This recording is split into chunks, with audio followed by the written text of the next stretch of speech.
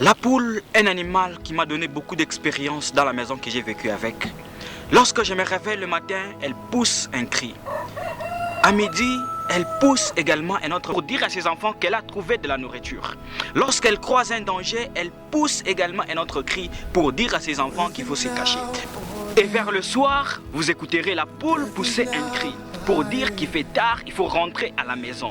Ce qui m'a donné encore beaucoup plus d'expérience que lorsqu'il y a un danger, lorsqu'il y a quelque chose. Donc pour toutes ces personnes-là qui connaissent bien la poule, ils savent déjà identifier non. Ce cri, c'est pour dire à ses enfants qu'il y a à manger. C'est pour dire à ses enfants qu'il y a un danger. C'est pour dire à ses enfants qu'il fait maintenant tard. C'est pour dire à ses enfants qu'il faut se réveiller. C'est comme ça que notre Dieu est également. Lorsqu'il y a un danger, notre Dieu pousse un cri.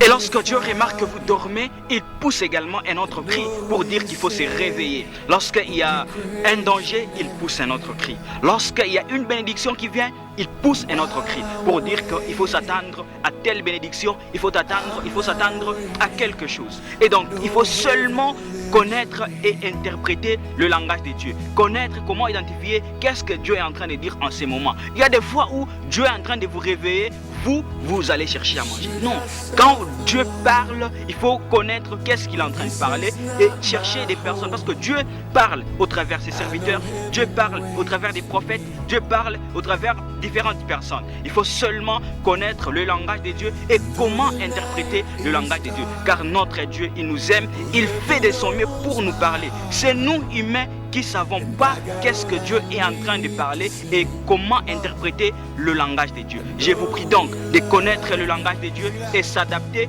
au langage de Dieu. I know you saved me, and your grace will never fail me.